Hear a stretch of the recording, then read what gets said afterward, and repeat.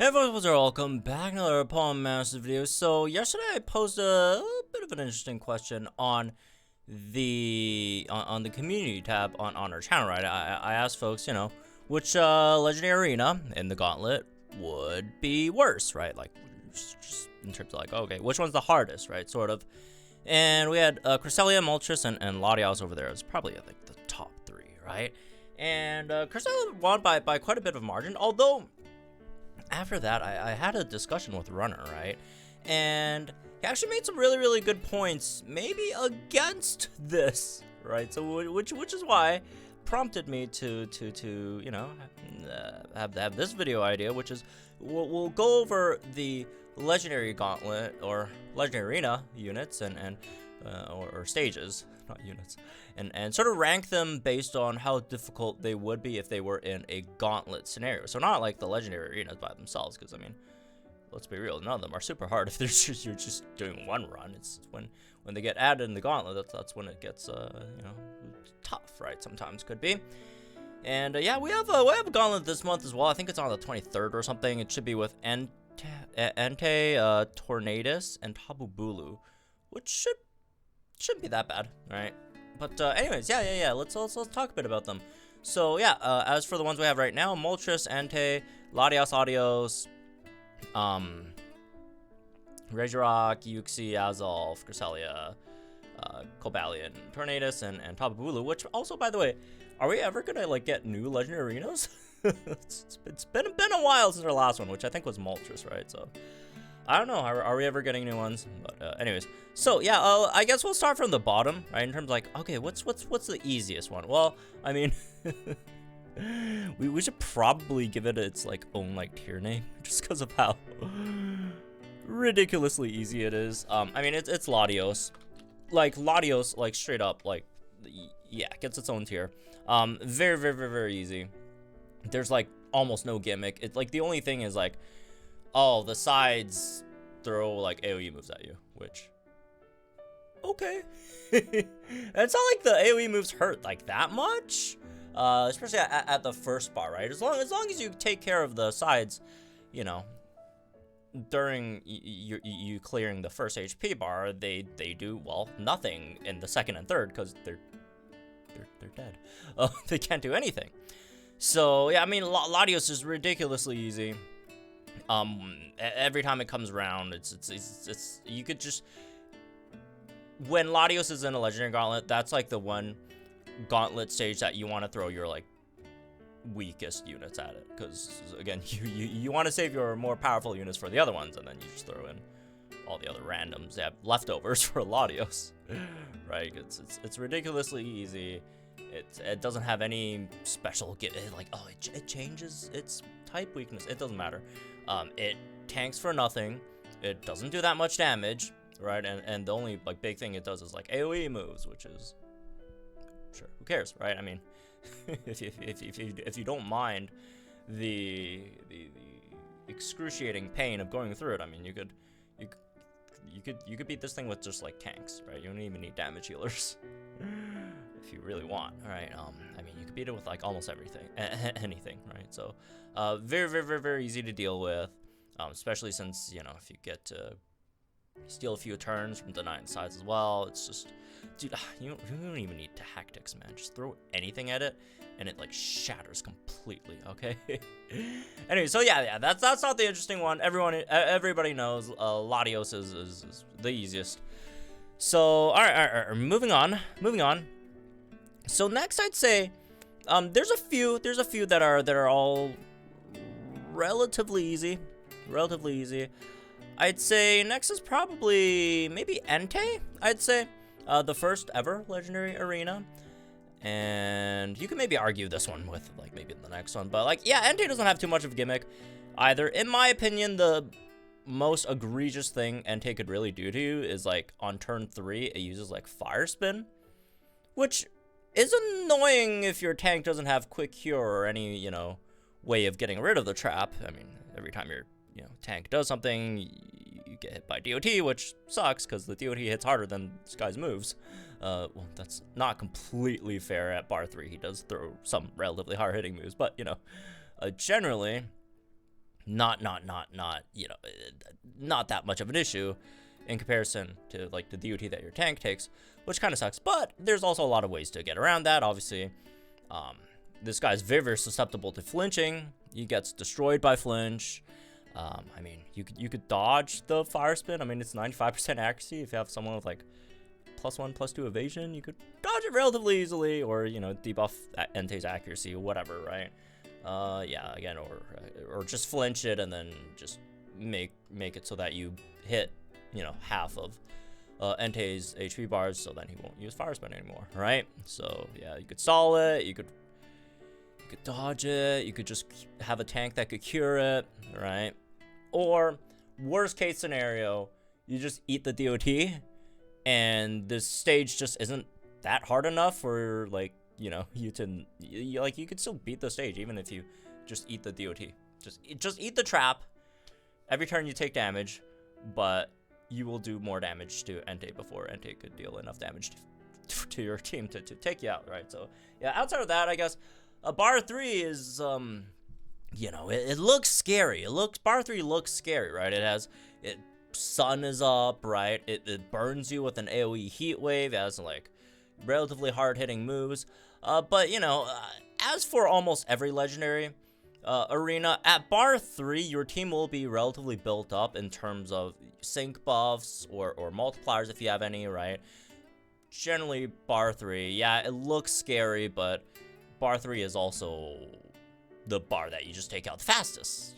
Because of all things I mentioned before, right? Your team is much stronger offensively by then.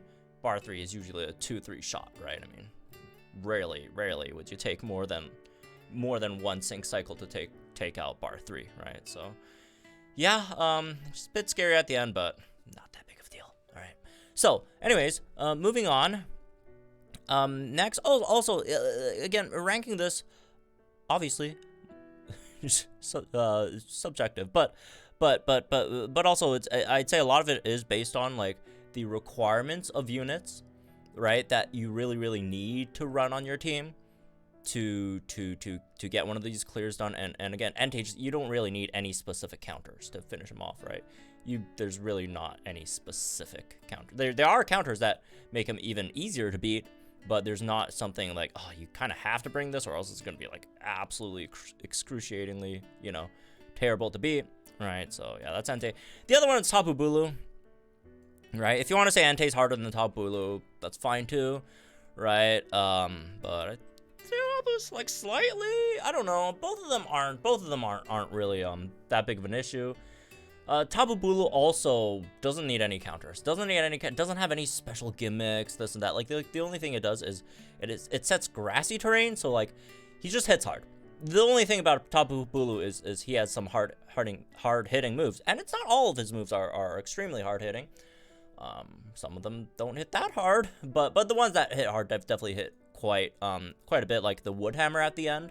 The Wood Hammer at the end for Tapu Bulu definitely hits very hard, especially if it's in grassy terrain. But again, usually at that stage, your team is built up enough to like 2 or 3 shot that last bar, so it shouldn't be that big of an issue. This guy, like literally, he does nothing. I guess he has the weakness change thing, but again, a lot of times you're probably, you know, if you're trying to get higher streaks, you're probably off-typing a lot of these as well, because I mean, everyone just has, there's only a handful of you know, units that are super effective, right, generally. So yeah, also not very gimmicky. He hits a bit hard, you just have to hit harder than him, right? But before take him out before he takes you out, which is also true for all of these, but you know. Not very gimmicky, relatively easy to beat. Moving on. Next one, maybe a bit of a hot take, but I feel like Azelf. I definitely feel like there might be a bit of a gap between Azelf and like these two, right? But Azelf also, it's not that Azelf, you know, doesn't need any counters. Azelf, you definitely do need to bring counters on your team, but the amount of counters Azelf have, there's just so many, right? Yeah, although you need offensive counters and defensive, but like in terms of offensive counters for Azelf, there's so many. Like the big gimmick for Azelf is first half of the bar it's weak to special moves, second half bar weak to physical, and then, you know, it flips later on, whatever, right? And you could just completely circumvent that by sync nuking Azelf. You don't even have to like bring in any physical special unit, like 2 damage healers, 1 physical, 1 special, or someone like Luzamine that has a physical and a special one. No, you don't even have to do that. You just bring any solid sync nuker. Sync nuker straight up bypasses that damage reduction part, right?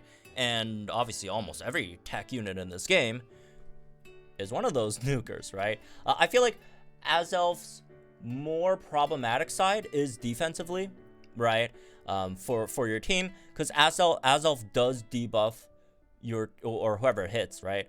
Azelf does debuff physical and special defense quite fast, so yeah, your tank could start, you know, racking up a lot of damage taken really fast if your tank doesn't have something like an impervious or unbending or something like that, right?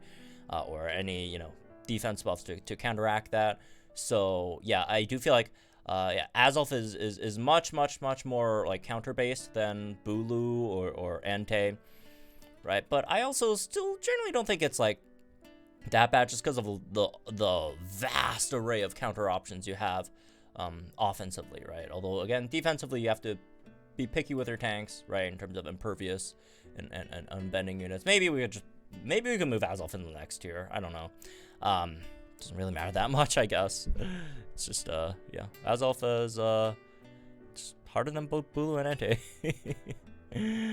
All right. Moving on. All right. What should we have in next? I'd say, let's say maybe Cobalion, right? Cobalion does have very specific counters, and Cobalion definitely limits your team comp quite a bit, right? So yeah, I feel like starting from Cobalion, the rest of these legendary arena units all have like at least restricts 1 slot in your team comp, right? That you almost have to bring, you know, this specific unit or piercing blows it or whatever, right? But yeah, in Cobalion's case, you got to bring a status unit, right? And it's not just any status unit. Like, for example, Burn is not that good. Freeze is not that, I mean, Freeze is not that good of a status in general, but like Burn's not that good, right? So you have to bring specific ones. Obviously, Paralysis generally works the best. Paralysis, Sleep if you have enough DPS, right? Sleep is also really nice. But outside of that, right? Outside of, you know, you have to bring a status unit versus Cobalion, right? There's also the issue of like his attacks aren't cheap either, right? He could hit relatively hard. He has stuff like Sacred Sword that could bypass, you know, defense buffs and stuff. There's also, I think, Poison Jab that could, small chance, very small chance of poisoning you, but you know, if you get hit by that small chance of poison, you unless your tank has like Natural Remedy or Anti-Toxin or whatever, you'll just restart, right? Which could be annoying. Right? He has, you know, stuff like Stone Edge, etc. That he just has a lot of, you know, moves that hit relatively hard. So yeah, it's a combination of that, plus you need to status the sky, right? And to be fair, there's a lot of different units that could status, right? So it's not that bad, as bad as some of the other ones, right? But it's still not fun, right? Okay, moving on. After Cobalion, I'd say probably Tornadus. Tornadus has a similar, right, thing, or similar condition as Cobalion, which is you need to status it. Except this time it's like only one status, which is Paralysis. So like, okay, Cobalion you can still pick between Sleep, Poison, right, whatever, right, Paralysis. For Tornadus, it's Paralysis. That's the only one you could really run there. And obviously, again, if you don't paralyze it, it's gonna hit harder, or you're not gonna hit it as hard. And also the other thing is that if you don't paralyze it, it sets up Rain, right? Which, I mean, if you're thinking, oh, come on, Rain. But if it does set up Rain, right? First of all, it has Raging Rain 5, so it's gonna hit 50% harder. On top of, like, it'll start using like stupid stuff like Hurricane or whatever, right? Which obviously doesn't miss in rain. Was it a hurricane? I don't remember. It used something in rain, and then it just starts hitting much harder, right? In rain, but also again reduces 80% damage, which is a lot. And then the other thing is, but if you do paralyze it a bit too early, right? If you do paralyze it too early, it's gonna toxic. It's gonna toxic you, right? And obviously you don't want to get hit by toxic, okay? It's one thing, you know, maybe the Entei trap, right? Entei trap's one thing. Toxic is you're you know, unless your team is just so offensively potent, like you could blow through a complete bar of tornadoes like every like 1 or 2 turns. Toxic could be really bad. So you also have to have, you know, that in mind, right? Especially if your paralysis unit isn't like a Thunder Wave or 100% paralysis unit, like it has some RNG built in. Like if you get it, you know, too early, too late, not fun at all, right? And on top of that, also, it has a chance of clearing the toxic, or not toxic. It has a chance of clearing paralysis. So a lot of times, like, you know, if you're about to get a big nuke in, and then like right before you nuke, boom, you know, it moves and clears its paralysis. that's just terrible, right? Or just like a big hit right before that. So yeah, Tornadus can be really annoying, but when he is paralyzed, he is extremely weak. When he's paralyzed, he's really weak, right? I mean, a paralyzed Tornadus would be like, you know, would be like Entei level, right? Or even worse, honestly. So yeah, when he's paralyzed, he's completely, you know, potato. Gets brick down, right? It's like, it's, yeah, but yeah, it's just that self cleanse, man. 20% chance to clear the paralysis, and it's just really bad. really bad. So next, I would say probably Uxie. The thing about Uxie, I mean, I could probably swap Uxie and Tornadus too. I put Uxie in front of Tornadus because, like, here's the thing. If you do have the right team for Uxie, Uxie is much much easier and faster to clear than Tornadus. But Uxie just requires a lot, right? Uxie definitely requires a lot from your team. Like, Tornadus and, like, Cobalion, they all require at least 1 slot on your team to be either status or a paralysis unit, right? Uxie requires 2 slots. Unless one of your units has both status and Flint Trap Confuse, like Lucy's Viper. But generally it requires, you know, 2 slots, right? Someone to status Uxie and someone to Flint Trap Confuse Uxie. On the bright side, there's a lot of units that could do those, but again, on the other hand, unless you're running one of those units like an BP Erica, like Lucy's Viper, right? It just takes up 2 slots of your team. Takes up 2 slots of your team. Sometimes you might think it's not bad, which, you know, in that case, you know, if you think Tornadus is better, it's valid, right? Where, okay, come on. My damage healer / tank already Flint Trap Confuse / paralyzes it anyways. So, you know, in those cases, it's fine. But, you know, in cases where your main damage healer or tank doesn't do that, then that could be an issue. But that's also why when you are building teams for Uxie, like your damage healer and tank, not that you have to, but generally it would be a major plus if you go out of your way to look for damage healers / tanks that could status or, you know, Flint Trap Confuse, right? So that's for Uxie. Uxie hits all right hard, right? I feel like yeah, it doesn't do it like anything super crazy damage wise. It's not that bad. Obviously, if you're not prepared, it can still wear you down. But yeah, it's mainly the acute senses and healthy advantage, right? Which is the big annoying thing for Uxie, I feel generally. Next up, I would say probably Regirock. So, like, in terms of Regirock, it doesn't have, like, those sort of, like, conditions that, you know, like Uxie or Cobalion or Tornadus has, right? It's just really annoying to deal with, right? Because of the fact that it sets up crit shield, right? It sets up crit shield, and obviously if you're not critting the opponent, you're not having a good time, right? And on top of that, it also buffs its like physical defenses, because if you are critting the opponent, you go through all those defensive buffs, right? But if you're not critting them, all those defensive buffs, you don't go through them, so it's just gonna be even harder to take out, right? Generally, so that is very, very annoying. The other thing is it can't be debuffed, right? It is straight up immune to stat debuffs, right? Like you can only debuff its like physical defense if you like hit it with crits or whatever, right? But it's immune to stat debuffs, which, you know, you think, okay, who cares? I don't really need to debuff this guy anyways. Well, yeah, sort of, but do keep in mind, a lot of damage dealers do have multipliers that are based on having the opponent's stats debuff, right? I mean, whether it's a Cakewalk, Hunter's Instinct, whatever else. I don't know why those two are the only two that came to mind. Brain Teaser, this and that, right? Overpower, Devastation, you know, those things, right? So a lot of times your main damage dealer will also be missing out on a big chunk of their damage as well, which is just not fun, right? And on top of that, this guy also hits pretty freaking hard. This guy hits pretty freaking hard, right?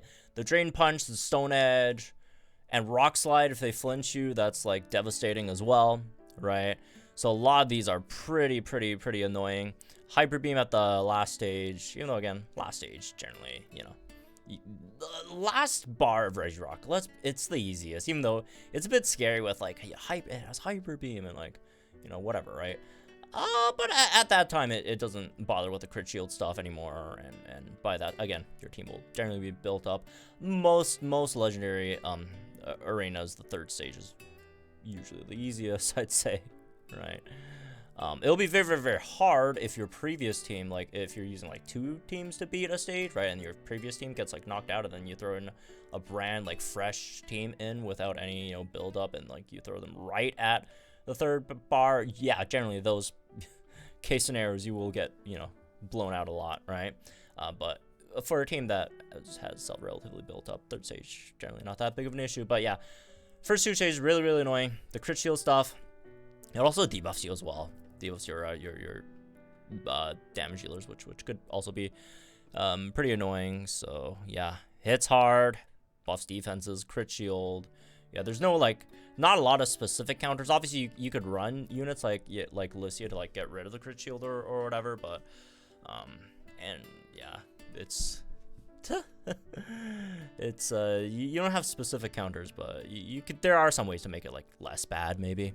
But I guess you could also, you know, why am I on Lipart's page? I don't even know.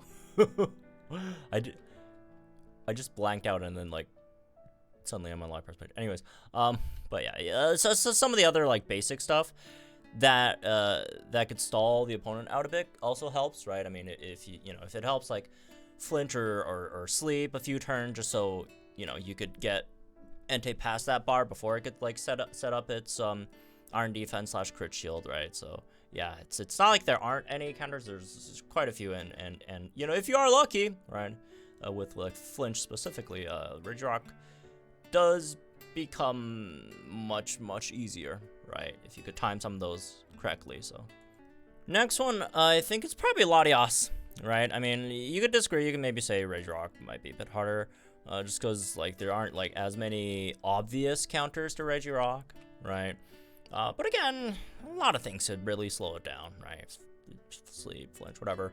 But for Latias, there's a lot of counters to Latias, right? There's definitely a lot. There's a lot you could go for, because like the main gimmick over here is just you debuff it, right? If it's not debuffed, it takes like, you know, it doesn't take that much damage. If it has, because it keeps on buffing itself, right? And it has like 10 positive net buffs. It straight up like doesn't take any damage at all. Right, so you just have to constantly debuff Latias. But again, there's just a lot of units that could debuff in this game. And yeah, but outside of that, it also has another really annoying thing, which is it gains evasion when it dodges and loses evasion when it gets hit. And also it has double team, right? That also helps there. And this could be good or terrible. Meaning, it might not be that bad if you're lucky and just keep on hitting it, because every time you hit it, it drops evasion, right? But if you're unlucky, you have bad RNG, and you keep on missing, then it just snowballs into a complete mess. And there are not that many evasion debuffers in this game, right? Obviously, again, you could also use those like Haze Snatch units, Karina, Marshadow to like deal with it, take the stats away, right?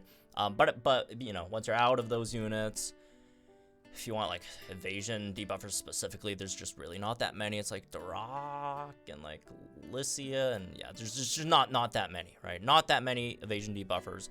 So you just really have to either buff your accuracy, or hope you hit, get lucky, or whatever, right? Or have someone with like piercing gaze, right? That can't miss. That also helps quite a bit, right? That definitely helps a lot. So yeah, there's definitely a lot of ways to counter Latias.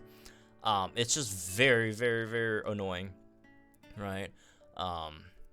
Yeah, offensively it could hit you pretty hard too, especially that stored power on the third bar. If it has a lot of stats, you know, stacked up, right? Although if it does have a lot of stats still stacked up, you might be, you know, doing something wrong with the stage to begin with, to be fair. But yeah, that could hurt. I mean, stuff like Earthquake, Icy Wind could be annoying.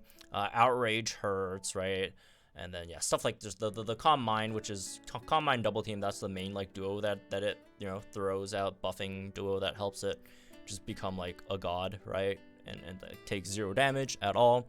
So yeah, there's definitely a lot of counters. There's a lot of counters, but yeah, it's really, really, really annoying if you don't have the correct team comp for Latias. If you do have, again, I feel like Uxie, if you do have a good enough comp for Latias, Latias does feel much easier, right? I mean, the best team comp versus Latias versus like the best team comp versus Regirock. I'd say Regirock would be harder, right? Which is why, I mean, overall, if you say Regirock's harder, I wouldn't argue with you too much, right? But it's just that if you're looking like lower end team comps versus Latias, could be a bit tough, could kind of depend on your RNG, right? Which really, really sucks. So yeah, it really depends. I don't know. I'm kind of wavering. I kind of want to put Regirock. It doesn't really matter. It doesn't really matter. They're both not the easiest. So last one, obviously Moltres and Cresselia.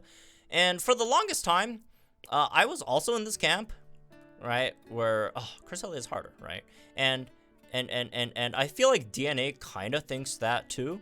Because so far, no Legendary Gauntlet has had Cresselia in it. All the other Legendary Arenas have had at least one run in the Gauntlet. Cresselia still has not appeared. So I know DNA probably knows that everyone thinks it's really, really, really hard. And it is. It's hard, right, in Gauntlet because of the limited counters. And that's why they're not throwing it out there, just because they're being nice. I don't know. So it is true. It's not easy. Not easy, right?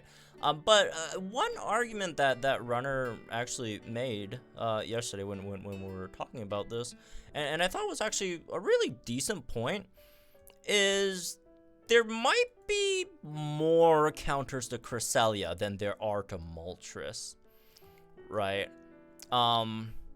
Because if you look at Cresselia, again, very, very annoying. If you're going into the battle without any counters, you're very unlikely to beat it. It's gonna be very, very, very hard to beat it. If you're not going for any of the counters, you're probably screwed, right? Well, on the other hand, Moltres, you might get away with a win. I don't know. It's pretty freaking tough without counters to Moltres either, honestly. So yeah, the big thing about Cresselia is the freaking evasion. The evasion is disgusting, right? Double team, where it gets like +3 evasion, right? On top of that is like, you know, Calm Mind, all that other really annoying stuff. On top of that, the first bar reduces special damage taken. Second bar reduces physical damage taken, right? And then like all this stuff, like holy crap, right? The third bar like uses Hyper Beam too. It also uses Toxic. It's just a jumble of stuff, man. Jumble of stuff. On top of that, like the status it throws at you does have Go Viral 9, which, you know, it would spread across your entire team, right? you know, bar 1 it does, or, you know, if it's still alive after a second sync move, it'll use, like, Thunder Wave at you, and then bar 2 after 50%, it throws, like, freaking Toxic at you, which is, like, pick your poison. Honestly, I'd pick Thunder Wave, but, I mean, it depends on the team. To actually, yeah, it kind of depends. It kind of depends on the circumstances. If you're much stronger, like, offensively, and, like, I'd probably take the Toxic rather than the Thunder Wave, maybe. But if your team isn't that great offensively, then maybe taking Thunder Wave would be a bit better. But yeah, I mean, it's just so many different things, man. The damage reduction, freaking evasion, all the stat buffs that it gives itself, right? The status, very annoying. However, that being said,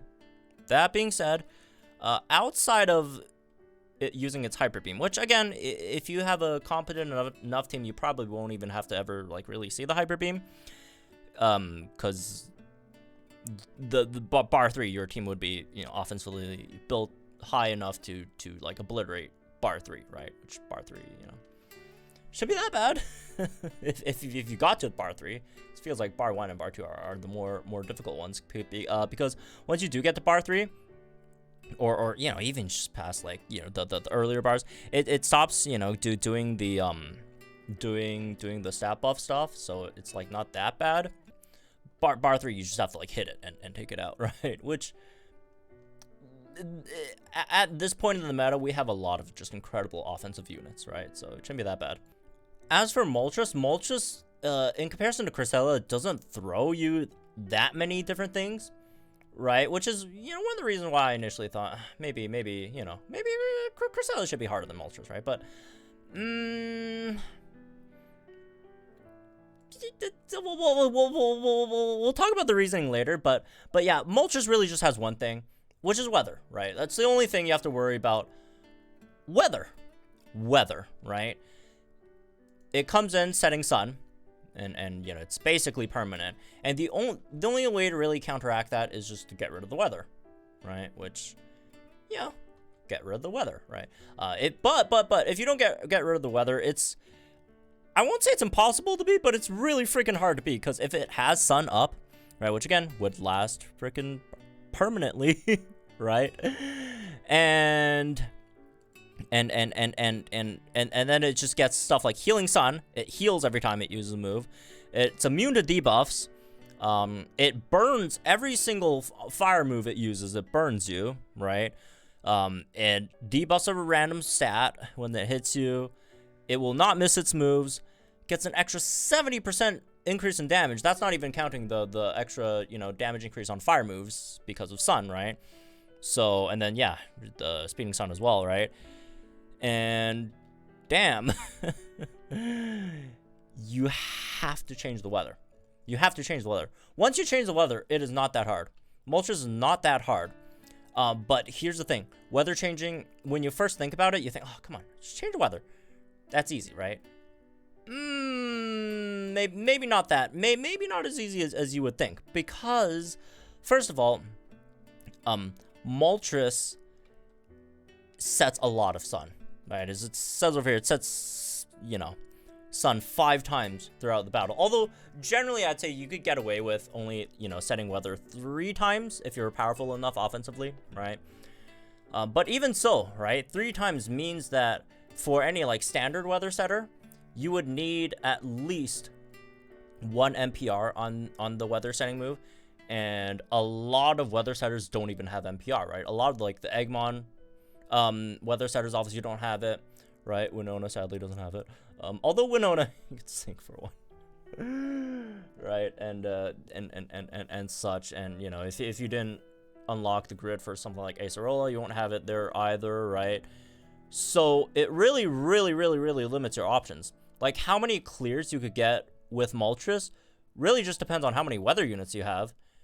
And that's just very limited, because again, you almost have to have a weather unit, right, to beat Moltres.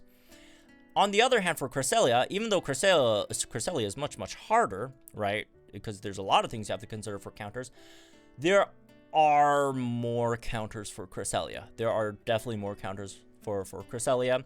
Again, units like Cryogonal, Leer, Liepard, the Snatch, SS Misty, right? Snatch, Haze units, the new SS Karina, you know, as long as you take away Moltres' stats, I think Summer Hilda, I think, right? To an extent, can do that too, right? So you either have to do that, right? But which is probably in general, I feel like the most effective way of dealing with Cresselia. And people might think, oh well, that's okay. That's a pool of what, 7, 8 units total. But there's also other options. For example, teammates that could buff accuracy, right? Units with piercing gaze. Those are all legitimate options that you could use instead. Again, they're not as effective as just completely just taking away its stats, but it works, right? It works. Again, also the evasion debuffers, as little as they are. Also, if it really comes to it, you could just like sleep block Cresselia as well, which Cresselia is also very susceptible to sleep. So there are much more options, and obviously in terms of like the physical special thing, I mean, there's a lot of damage healers that could do physical and special. Like a lot of the top tier, you know, damage healers have you know, both physical and special. Like for example, the new Hilda Victini, right? I mean, there's just tons of units that could do that. So I generally find the physical special thing not that big of an issue, right? And also, again, the thing about Cresselia is as long as you deal with the evasion thing, Cresselia itself, right? As long as you deal with that, deal with the status, the rest of Cresselia isn't really that hard, right? Because once you get past bar one,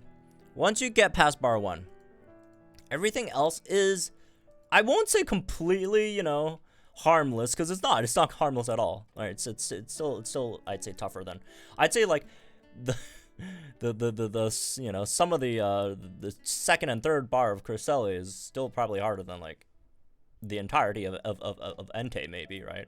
But yeah, the second, third bar is in comparison not nearly as bad as the first bar, right? So as long as you get past that first bar, right, and there's more counters that you could use, right? Again, accuracy buff units that could steal stats, right? Units that could just debuff Cresselia, units that just can't miss. And then in comparison to Moltres, you just have much more limited pool of units, right? You have to have a weather setter. And generally it has, you want at least 3 settings of weather. If you're damage dealer, maybe not as good. Offensively, maybe even 4, maybe even 5 instances of setting weather, right? To overwrite the sun. It's just a numbers issue, right? If you do have a counter, for Moltres, I mean the battle itself isn't that hard. Although sometimes you have to time the weather correctly, or else you get burned, which sucks. You know, in between bars when you're switching, sometimes you might not be able to queue up a move, and then you get screwed over there. But yeah, I mean, the mechanics of the battling, Cresselia is harder. But in terms of Gauntlet, right? If you're looking for higher win streaks, right?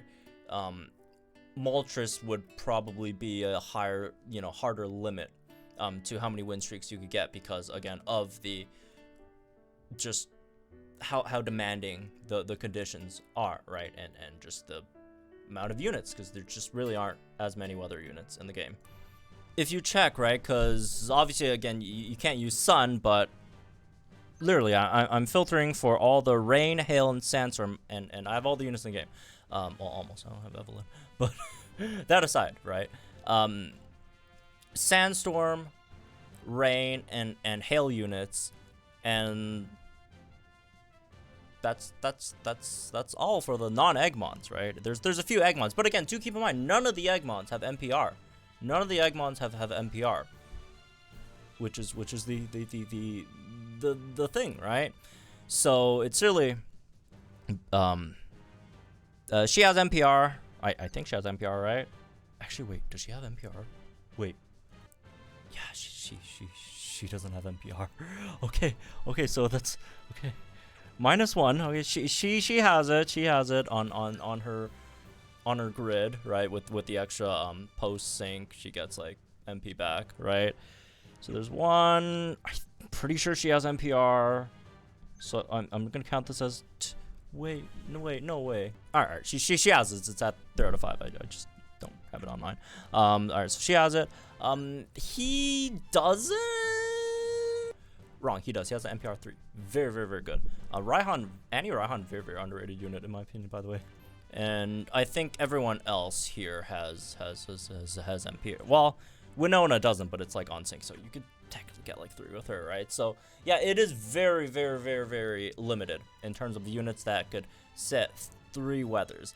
There is a way around it, like if you bring like 2 weather setters on your team that don't have the NPR, then you know you could also make it there as well with some of the Eggmon weather setters, right? So that could definitely help. Or you know, maybe you combine like, you know, Kyogre with like since Kyogre only has 1, Kyogre with like Tech Blastoise that could get you 3, right? I think one more is like the Palatine's Bee that has like infinite hail on like sync, right? But again, point being, there's just not that many counters, and in comparison, even though Cresselia is hard to fight, there are more units that you could utilize against Cresselia, right? And the other thing is, again, Moltres is like taking like your weather units, and sometimes if you have like, for example, if Moltres and like Entei, right, was in the same rotation for Gauntlet, then damn, you can't use any rain units against Entei, which would slightly suck.